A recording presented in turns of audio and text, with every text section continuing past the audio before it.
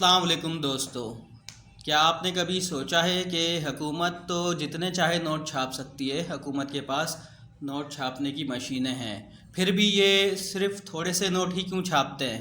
کیوں نہ یہ نوٹ چھاپ چھاپ کے تمام غریبوں کو امیر کر دیں، ملک سے بے روزگاری اور غریبی کا خاتمہ کر دیں، اور جتنا بھی پاکستان کا قرضہ ہے وہ نوٹ چھاپ چھاپ کر قرضہ اتار دیں؟ ایسا کیوں نہیں کرتی ہماری گورنمنٹ؟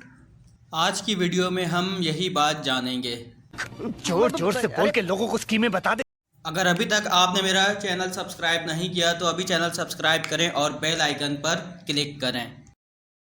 کسی بھی ملک کی کرنسی کی ویلیو اور اہمیت اس وقت تک ہوتی ہے جب تک ہم اس کرنسی سے سامان یا کوئی چیز خرید سکتے ہوں۔ اگر ہمارے پاس کوئی ایسی کرنسی ہو جس سے ہم نہ سامان نہ کوئی چیز خرید سکتے ہوں تو پھر ایسی کرنسی کا کیا فائدہ؟ پہلے کے دور میں جب کرنسی نہیں ہوا کرتی تھی تو پھر لوگ سامان کے بدلے سامان لیا کرتے تھے۔ اگر کسی کے پاس دودھ ہے اور کسی کے پاس چاول ہے تو وہ دودھ کے بدلے چاول ریپلیس کر لیا کرتا تھا، کوئی گندم کے بدلے چاول ریپلیس کر لیا کرتا تھا۔ جس کے پاس جو سامان ہوتا تھا وہ دے کے اسے جو سامان چاہیے ہوتا تھا وہ اس کے بدلے سامان لے لیا کرتا تھا۔ اگر پاکستان کی کرنسی کی بات کی جائے تو جو پاکستان میں اس وقت کرنسی چل رہی ہے اس کی ویلیو ہے، اس کی بہت اہمیت ہے۔ آپ اس کرنسی کے بدلے کچھ بھی خرید سکتے ہیں، کچھ بھی چیز حاصل کر سکتے ہیں۔ تو پھر کیا وجہ ہے کہ حکومت بڑی تعداد میں نوٹ چھاپ کر ملک سے غربت کا خاتمہ کر دے اور تمام لوگوں کو امیر کر دے؟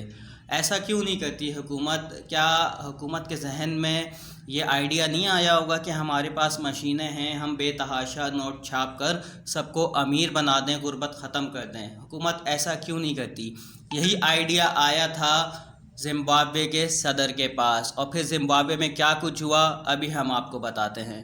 یہی خیال 2001 میں زمبابوے کے صدر کو آیا کہ کیوں نہ ہم نوٹ چھاپ کر عوام میں تقسیم کر دیں اور عوام کو امیر کر دیں تاکہ ملک سے غربت کا خاتمہ ہو جائے۔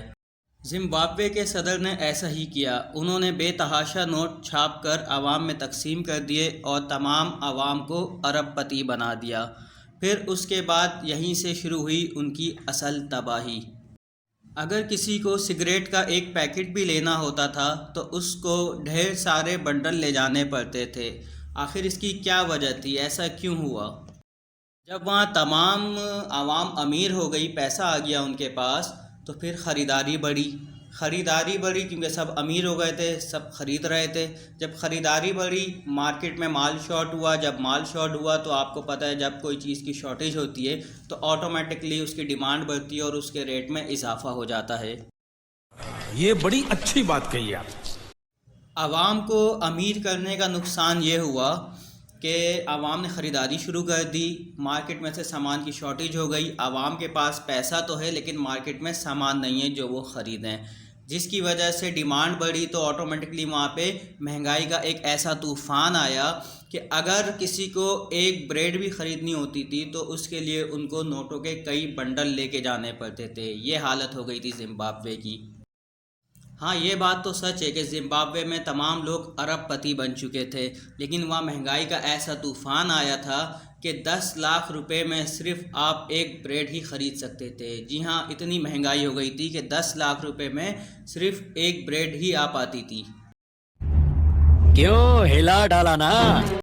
یہ بات یہیں پر ختم نہیں ہوئی، پھر ایسا بھی وقت آیا کہ مہنگائی کا ایسا طوفان آیا زمبابوے میں کہ زمبابوے نے 2002 سے لے کے 2008 تک بے تحاشا کرنسی چھاپنا شروع کر دی، اور نوبت یہاں تک آ گئی کہ 10 لاکھ روپے اور 10 کروڑ روپے کا بھی نوٹ انہوں نے چھاپ دیا۔ ایون انہوں نے 100 ٹریلین تک کا نوٹ چھاپ دیا، کیونکہ مہنگائی کا ایسا طوفان آیا تھا کہ ان کو بڑے نوٹ چھاپنے پڑ گئے، کیونکہ عوام کو پورے بنڈل لے کے جانے پڑتے تھے، کئی بنڈل لے کے جانے پڑتے تھے، جس کی وجہ سے وہ مجبور ہو گئے کہ بڑے نوٹ بھی انہوں نے چھاپ دیے۔ تو دوستو، اب آپ کے سمجھ میں آیا کہ پاکستان گورنمنٹ مشین ہونے کے باوجود، اختیارات ہونے کے باوجود کیوں نہیں نوٹ چھاپ کر تمام لوگوں کو امیر کر دیتی؟ یہی وجہ ہے کہ پاکستان کا بھی حال پھر زمبابوے جیسا ہوگا۔ کیا آپ کے ذہن میں بھی ایسا سوال آیا تھا؟ اگر آیا تھا تو کمنٹ باکس میں کمنٹ کر کے ہمیں بتائیں۔ اللہ حافظ۔